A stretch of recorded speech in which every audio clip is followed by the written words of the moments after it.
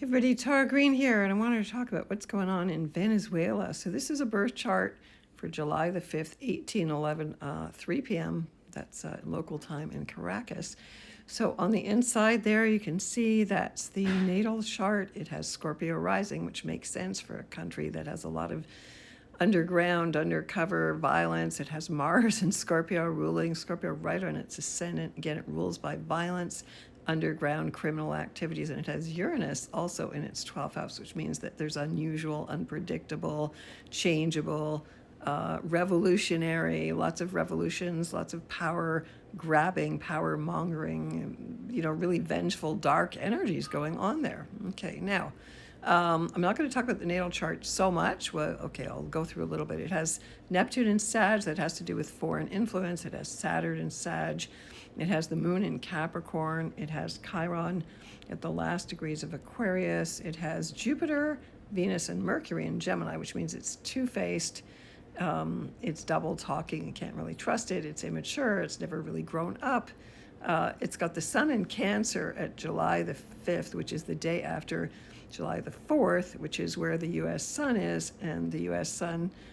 picked July the 4th for its first day so it could align with the brightest, most beautiful, most powerful star in the sky called Sirius, which the ancient Egyptians worshipped because, of course, you got to remember the founding fathers were Masons. Okay, it also has Jupiter retrograde it doesn't have Jupiter retrograde in its natal chart. And then it has its north node is in Virgo in its 10th house. So that's about cleaning up its act and medicine and health.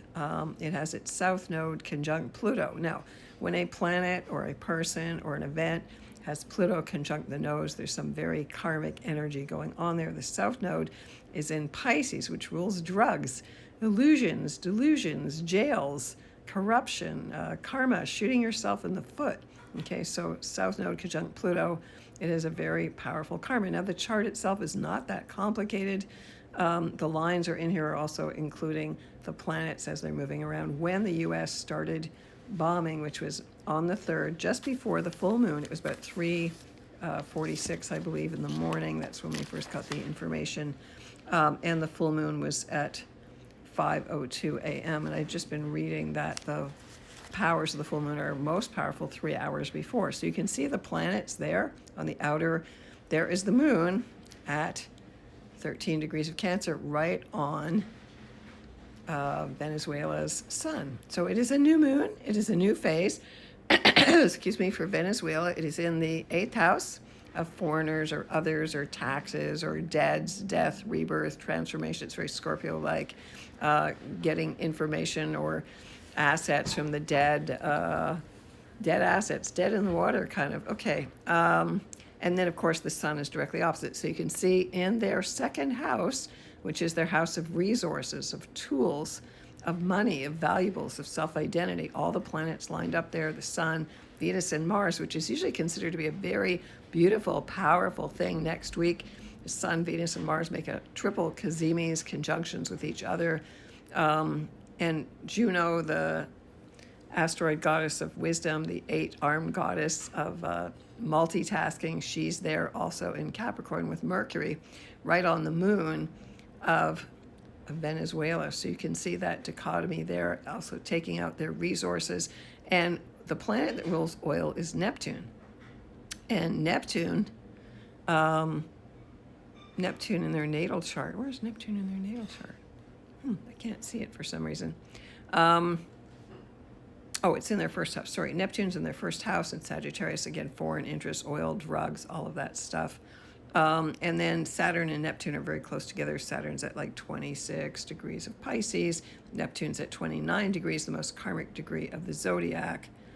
And it is squaring their ascendant, which is late Scorpio, sextiling positive energy to Taurus, which is like kind of brute force. The planet Uranus is sitting right on its descendant there, which seems to be 0 Gemini, which is where Uranus is going to enter late April. It's already been there. So this has been sort of in the works. So again, a revolutionary change. 7th house represents all others, so business, all others in the world. Of course, Maduro was kidnapped with his wife and brought back to the U.S. Trump is kind of temporarily taking over. I did put 2 asteroids in here, one of which is, I use this asteroid called Triumph, which represents Trump. And you can see in its natal chart, it is connected to the North Node there, up in their 10th house of world career, world fame. And the asteroid Trump hasn't moved at all. It's in the same position. The South Node, what they're releasing, what the world is releasing, is in Virgo, which is work and poverty and control issues, little OCD, and it's like servants. So releasing the service, the servants, the servitude, and moving into the North Node in Pisces, which ultimately has to do with compassion. Now, even though a lot of people are going to see this as Trump taking over the world, I mean, I believe it really is about the oil, not about the drugs, although that's part of it. But the North Node in Pisces says it is about the drugs, or there's some secret opposition, or it's denial, or it's just a big smoke screen, which it can be all of those things, right? Chiron, the wounded healer, is in Aries, also in the 5th house of creativity, love affairs, kind of self-expression there. But really, Uranus on their descendant really has opposite their Mars. So again, an unexpected, sudden, explosive, revolutionary energy is coming to Venezuela. Also, I looked for an asteroid that would represent Maduro, and the closest thing I could get was Mad Hatter. And so the Mad Hatter is in the 1st house of the country, conjunct Neptune, right now, as the U.S. took over Venezuela and temporarily is going to control it. The original Mad Hatter symbol is in their 7th house as it relates to the world. And you can see it's got Jupiter, Mercury, and Venus, again, a duplicitous, a very immature country there, opposite Saturn in late Sag. Saturn pretty close to the galactic center there. So there's some bigger, they're all puppets, you know what I mean? They're all just puppets of some bigger drug cartels, whatever. And having Neptune in Sag in the 1st house has to do with it is a big international drug cartel going on there as well. So whatever you think of it, it is what it is. Again, it's just proof to me that U.S. uses astrology. They plan this on a full moon. It does align totally with the country. It aligns with Trump's chart. I use Triumph in Trump's chart as well.